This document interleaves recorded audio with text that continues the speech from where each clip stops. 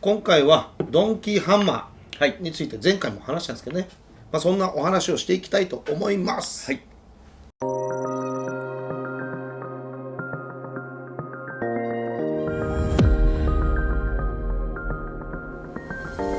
こんにちは、三蔵工務店の三蔵です。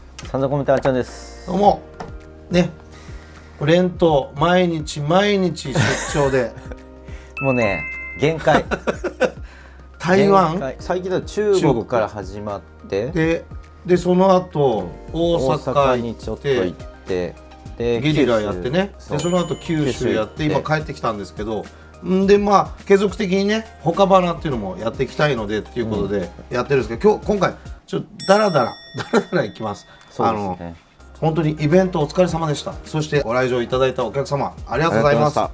あとねもう一個あったんでね、そう僕らはね行けなかったんですけど、栃木の方でねコネクトアップというイベント、もうすごいお客さんに賑やかしたっていうことだったんでびっくりしましたね。次回は行きたいね。そうですね。すいませんお会いできなかった方2人ずついればね。そうね本当はねそれでもいいんですけど、今回そういうわけにいかなかったので、ありがとうございました。ありがとうございました。ということで話ちょっとそれちゃったんですけど、ドンキーハンマーについて今回はゆっくりやっていきたいと思います。そうですね。最後までご視聴ください。それといつものチャンネル登録とコメントもよろしくお願いします。お願いします。そう結構ねイベントでやっぱ YouTube 見てますっていうのが、いただきました。本当に現場行くと言ってくれる声が多くて励みになります。本当にそうですね。ということで、今日から4月ですよ、ちょうど。で他花も6回目かな、結構やってきましたね。ということでまずドンキーハンマーについて細かくお話ししていこうと思うんですが、前回で話してなかったっていう点で言うと、実はドンキーハンマーってこんな形じゃなかった。ドンキーハンマーっていう名前もなかったですからね。最初ハンマーを作りたい木の絵でできてやってるもの、職人向きのハンマーに近いものであって、ドキドキするものを作りたかったね。最初にできたのは斧、片っぽが斧、こっちが斧でこっちがハンマーっていうものを作ろうかなと思っていて、見たでしょ。最初は粘土で小学生の工作みたいなやつ。いやもうちょっとすごいなかなかいい形。そうですね。最初ね、そうだから2人でハンマー作ろうっていうよりは、三蔵の方がハンマー俺作りたいからちょっと進んどくねっていう感じで、いつもはやっぱ擬音になっちゃうんで他の人に言うと伝わらないから初めて粘土細工っていうのをやってそうで何からやればいいのかなと思ったら紙粘土の工作から始めました。でちゃんと斧のね形とかフォルムもバランスも手でずっと作ってって友達のね H&O のトンボさんおっくんって呼んでるんですけどとお話ししたり、酒一杯やるときにハンマー作ろうと思ってんだけどって店に行ったりとかしてたんですけど、結局ねいつもそうなんだけど全然違う形になっちゃうよね。そうですね。パルスも全然違う形だもんね。で行き着いたのがこれだったという。その後もハンマー打つ方のこっち側はペグ抜きの方がいいやとかってやってたんだけど、そうですね。だから結構ヘッドをどういう形にするかっていうのが最初に始まりでその方でいろいろ動いて、なんだったら大工さんが使う元能の頭まで買ってたからね。買ったそう研究がしたくて、この穴の仕組み、くさびとね、どっちが穴が大きくてこっちが穴が大きくてこっちが血ぼまってんのか、こっちが大きくてこっちが血ぼまってんのかとかも研究したくて、いろんなハンマーの頭を買ってみたり、ハンマー買っちゃこれくり抜いてこれ取っちゃってみたりさ、やってましたよね。やってました。で最終的に一回ストップするまたね難しいじゃんハンマーって。ただ穴入れてこれくさびさせばいいのかと思ったけど研究すればするほどね違うんですよ。そうですね、そうで結構寝かしたんだよな多分。で大工さんの元能でいうと研究した結果は下が広くて上が狭かった。そうなんだっけ。そうなの。でこのタイプのこれセットハンマータイプなんだけど、これは解体屋さんとかが使うハンマーは実は下が細くて上が広かったの。これなんで逆なのかがちょっとわからないんだけど、未だに。ただね、やっぱその使う用途に基づいて穴の大きさをセットハンマー寄りにしたんだよね。そんなのからが始まってストップするっていうね。そうですね。であっちゃんが最終的にデザインを出してくれたの。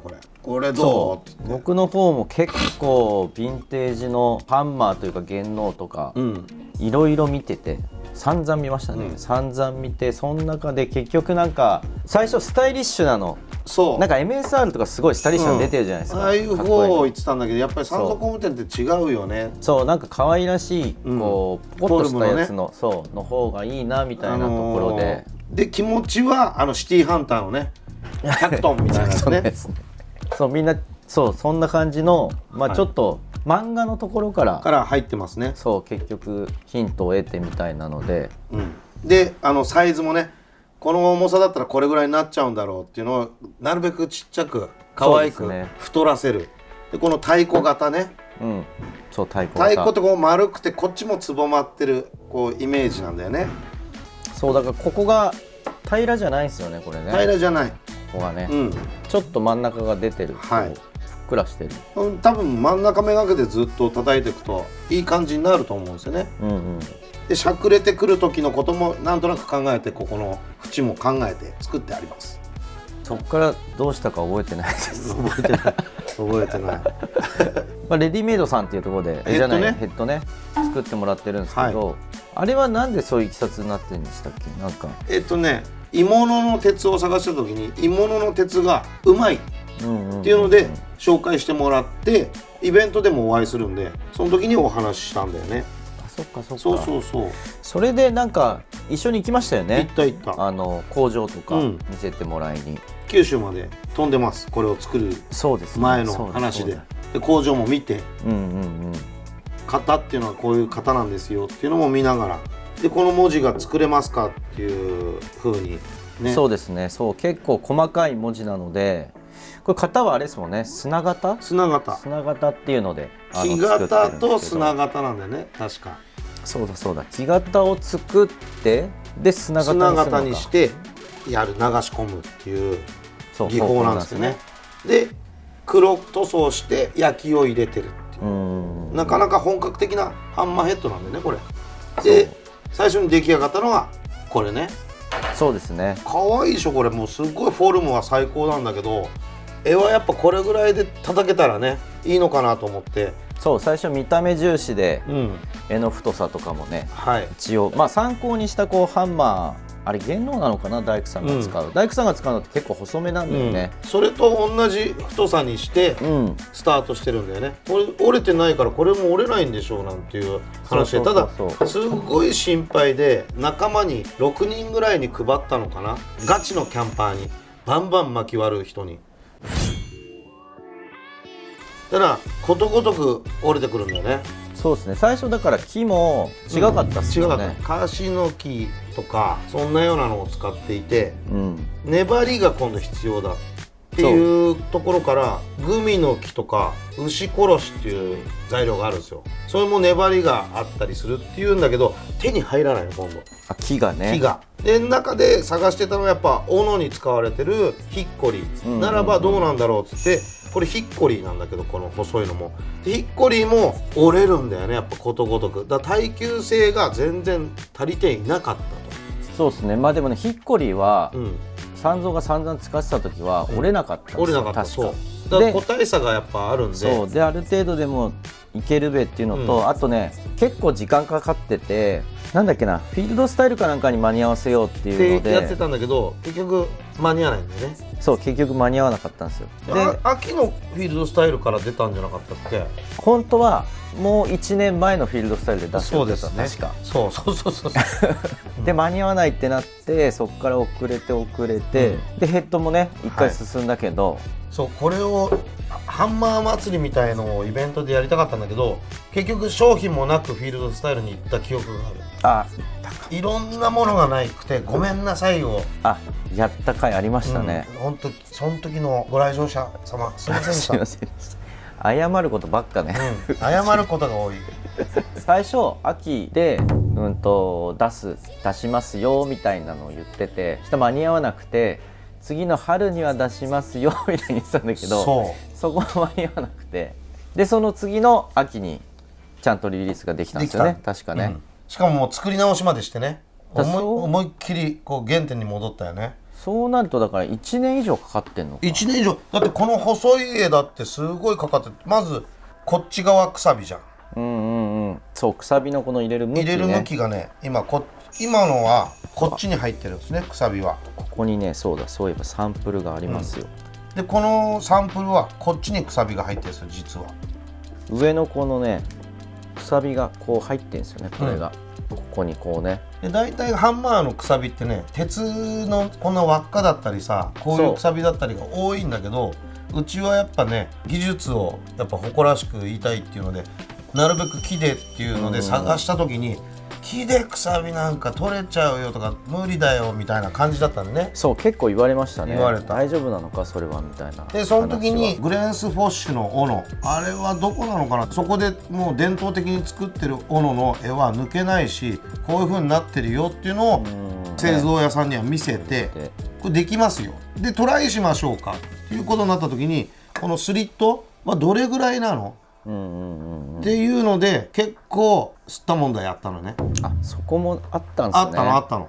ここまで入れると弱くなっちゃう、じゃあここまでいくとくさびは効かないですとか、開きが悪くなっちゃうっていうので、これは結構吸ったもんでやってる。あとくさびの大きさっていうのもすごくやってるんです実は。なのでね、多分なかなかこのゼロ発進からオリジナルでハンマー作ろうってなったら、多分やれる人少ねえんじゃねえかな。いや、まあ大変でしたね。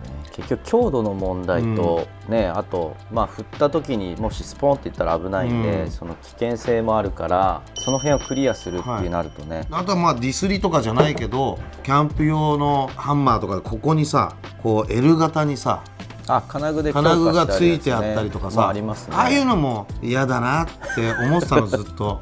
そうで、まあ大工の原動を軸にみたいな話だったからね。職人が作りましたよっていうハンマーをどうしても三足工務店は出したかったっていうところで、まずこれの絵が失敗して、ハンマーの頭を300個作っちゃってたんでね、いけるって思ってて、そうで最終的にでフィールドスタイルがあったから早く最終的に僕が北海道の時か、折れちゃってねその時に俺がボーンってやったらポキンって折れて、折れたとか言って、でその時もね、ねるさんとかヒロさんとかいて、そう笑われちゃってね折れちゃってみたいな。そうで、ヒロさんには確かサンプルで1個渡してたのよ、使ってねえなって、して返された気がする、危ないからまあ傷ついて、だったらじゃあもう元からやり直そうっていうことに至ったんだよね。そうですね。この穴を広げて修復もできるって話だったんだけど、ゼロから作るのと同じぐらいお金かかるんだよね。それもそれで、だからそれを毎回やるんだったら意味がないじゃんっていうことで、あと直したい部分があったんでね、こっちのさ、裏側のテーパーっていうのかな、なんつうのかな、ちょっとした R が欲しかったんだよね、この中も。じゃないとね、これ、木がねめり込んでっちゃうんですよ、ここに入れた時に。絵を入れる時にね。そう、絵を入れる時に。そうで、あとね、デザインでいうと実はもう一個変わってて、番号ね。そう、これ製造のモデルナンバーというかプロダクトの順番でナンバーをつけてるんですけど、最初ね15だったんですよ、でも最終ね18に変わってんですよ、確かこれ。だいぶ飛んだね。そう、その間にね別のがリリースされてっちゃってそうね、だからそんだけ時間かかってるってことだよね。そうなの。リリースナンバーが変わってるのね。そう、変わってんの。これはね、だから俺がずっと使ってて折れてないやつよ。細い方ね。細い方の折れてないやつ。結構使い込んでんだよ。まあでも折れるんで、折れる。きっといつか折れると思う。そう。だから前にプレゼント企画でやった時に、ヘッドやったじゃないですか、プレゼント企画。だからハンマーもしね自作でやる人は本当に自己責任で、本当に自己責任でお願いします。おすすめはしてません。で、あとこのデベソの状態もうどれぐらいなのかっていうのはいまだにまだいろいろやってますけど、まずはフォルムなんでね、これぐらいで収まればいいけど、こんなに出ちゃってたら嫌だなとかもあるんで、あとね、この大きくなったことによってこの開き具合をねすごく見てる。絶対抜けたくないなと思って。でまあ抜けた場合とかはここに金属を入れて開けるっていうのはすごくいいことだと思います。ただ基本的には入れなくても大丈夫で、今のグレンスフォッシュにも実際入ってるやつを見たことある。金物が、くさびが、それは誰かが入れたのかちょっと分かんないんだけど見たことあります。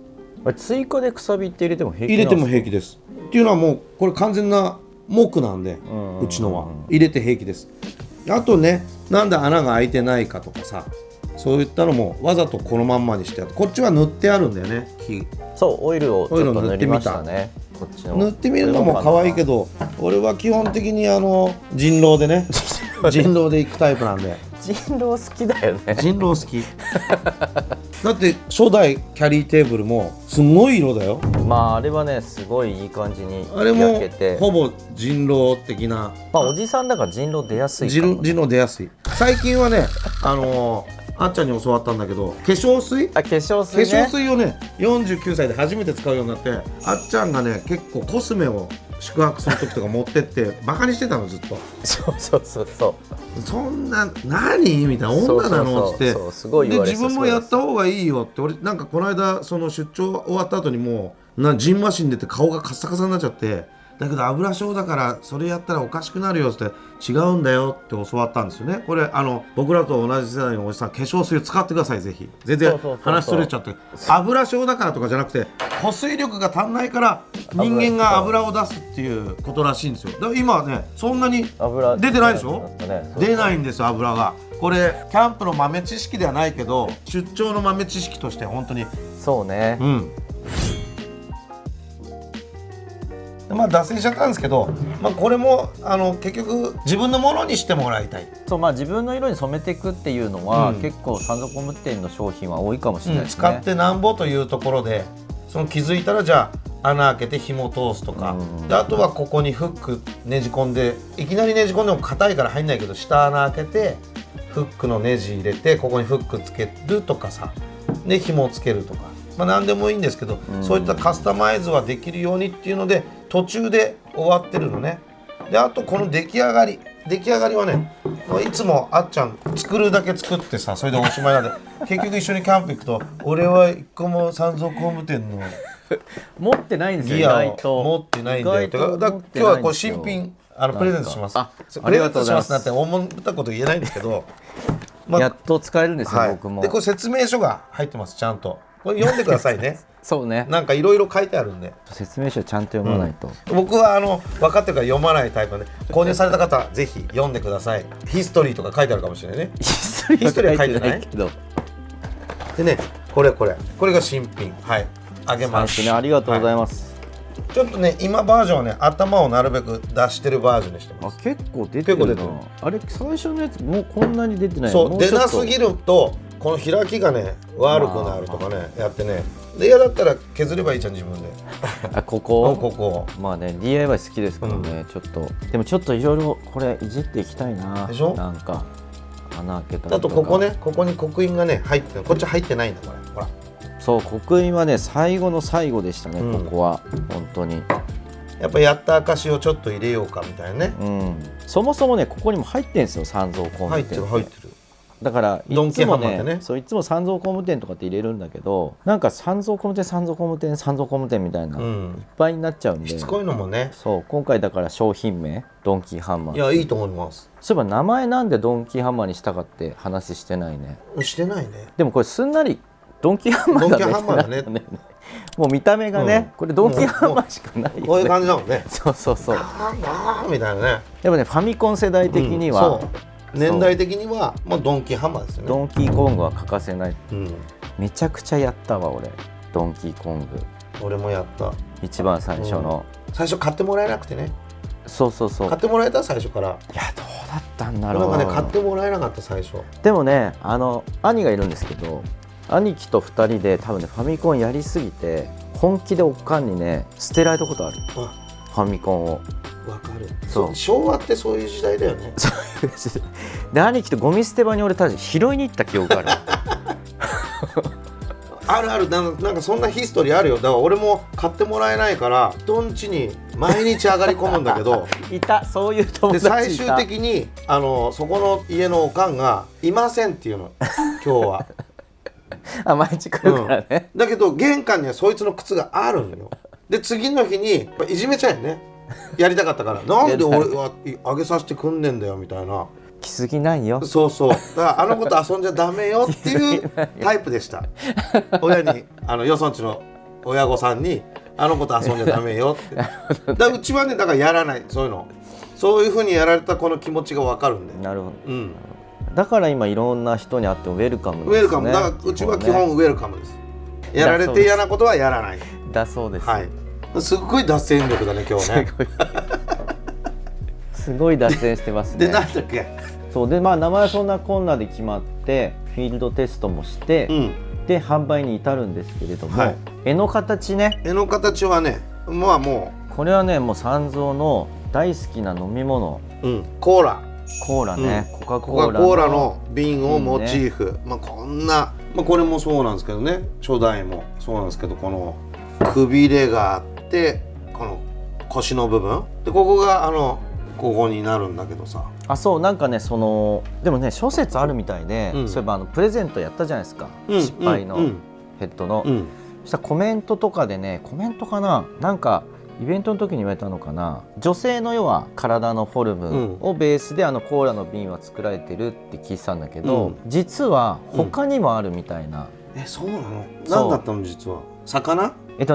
その人に聞いたのは男性のものっていうのが握りやすいと、なんか女性が握り慣れてるみたいな。あ、じゃあこんな形してねえべだって。してないけど、なんかそういう説もあるらしいですよ。だから飲む時になんか握りやすく飲めるみたいな。昔の話なんでね、どれが正しいかわかんないですけど。そうね、そのルーツは調べてみてください。コメントください、ぜひ。でね、あとよく質問されるのは、よくペグ抜きついてるじゃないですか、みんなペグ抜きついてるけど、こっち側とかにね、これついてないけどペグ抜きどうするんですかってよく質問がありますね。そうね、いろいろ考えたんだよね。いろいろ考えた。だけどこれには必要かって言った時に必要ないんだよね。そう、そもそもペグハンマーではないんですよ、確か。でもこれ使い出した時にペグ抜きを使わなくなってペグでペグを抜くみたいになっててね。そうでもね、技はね結構俺正しいと思うんだよな。キャンプってそういうもんだなってちょっと思う。もう年だから腰がそうあっこからね15センチぐらいね下がりたくないんだよ、もうさらにそうね。でそっからガーンってやるじゃん、腰にくるんだよねっていうので、ペグのね、このペグの頭のこの穴のとこに、同じサイズのペグを刺してグリグリやるとスポンって取れるんですよね。ペグ抜きもじゃあこれを作る時にじゃあペグ抜きも作ろうよって言ってまたそのまんまにしてるね俺たち。そういえばでも頭の中では結構しょっちゅう考えてるんですよ、でそのペグ抜きっていうのはなるべく安価で単純そこがね難しい、そこが難しくて止まってるっていうのがやっぱりそうなんですよ、でこの間もねいろいろ見てたんだけど、結構ヴィンテージっていうか本当に昔の昔になるとペグ抜きって結構いっぱい出てるんですよ。そうなの？出てんの。じゃあそれでいいじゃん。なんかこの持ち手が可愛いプラスチックでワインオープナーみたいな感じのとか結構出てんの、いろんなのが。それでいいじゃないですか。じゃあだって出てるんでしょ？出てる多分あれ何年代なんだろう、1980年代とかなのかな、ヴィンテージだねもう。そしたらそう本当に古いやつ。ただヴィンテージの復刻みたいなのもいいね、今に呼び起こすみたいな。でもね、なんか壊れそうなんだよね見た目。なんとなくだから本当に安価に多分作られてるけど結構ポキンって壊れそうなぐらいのものだから、その辺の強度が難しいとこかな、でもね考えてるんで出したいと思いますよ。逆にこれもお知らせ欲しいですね。ペグ抜きいらないよっていう人と、やっぱりこれを手に入れるんだったらペグ抜きは考えてもらわんと困るよとかいうのもいただけたら嬉しいかなと思います。そうですね、あともう一個、そうペグ抜きの話が出たので、知ってる方多いと思うんですけど、ペグが抜けない時あるじゃないですか、あの時どうするかっていう。お湯ね、あったかいお湯。それ地面が凍ってる時のやつでしょ。そう違くてハンマーで、ペグあんまりやりすぎるとペグ曲がっちゃうんですけど、ハンマーで頭をコツコツちょっと叩くと抜きやすくなるんですよね。あとなんかこうグリグリやると取れるよ。グリグリもそうですけど、全然ガッチガチの時。そんな感じで今回はドンキーハンマーについて語ってきましたが、だいぶ脱線したね今日はね。いやもうね、何の話してたんだろうね。いやわかんない。思いつきでだいぶ話してるけど、でも前回話せなかったことは多分話したと思うね。そうですね、どういうふうにしてこれができたかっていう話とかはしてなかったので、その辺はできたかなと思います。こんな感じでまとめが終わるんですが、告知ここで告知ね。6月15、16の横浜ベイアウトボル2ね。ボル2のボリューム半端じゃないですから多分。今回は気合入ってますね。コンセプトお祭り、前回も、であと出てくるチームもまた増えちゃってね。そうですね、今回はもともとの主要メンバーと、あと仲のいいお友達のブランドさんもちょっと出てもらったりとか、あとはねちょっと横浜といえばってわけじゃないですけど、横浜って結構アートが盛んなので、アートの絵の描いてるアーティストさん、そうなんです。ぜひぜひね、知っていただきたいようなアーティストさんもいらっしゃるので。そうですね、あと今回ね飲食も入っていろいろ食べれる、みんなで楽しく、知らない人もね来ていただいてもいいと思います。そう、入場料は無料なので、今回ちょっとやっぱねボル2知らない方のために補足で言っとくと、横浜の文化、旅行みたいな感じでイベントもじゃあ土曜日だけ見に行こうか日曜日だけ見に行こうかみたいな感じで、横浜のいいところを巡ってみたり、ご飯も美味しい、ほんとご飯も美味しいです。そうですね、古き良きところもいっぱいあるし、行くべき場所もね横浜結構ギュッとしてるんでいっぱいあるんで、近くにそれとも楽しみなが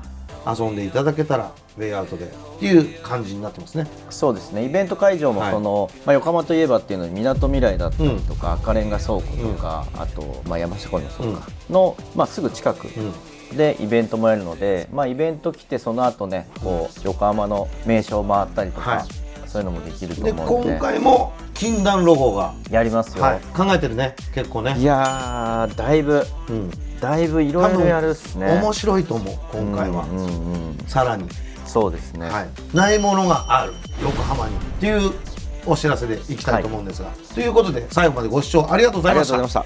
ぜひチャンネル登録とコメントね、グッドボタンよろしくお願いします。で最後にいつもの信じるか信じないかはあなた次第。よしやったぞ。頭が全然回ってないよだけじゃ。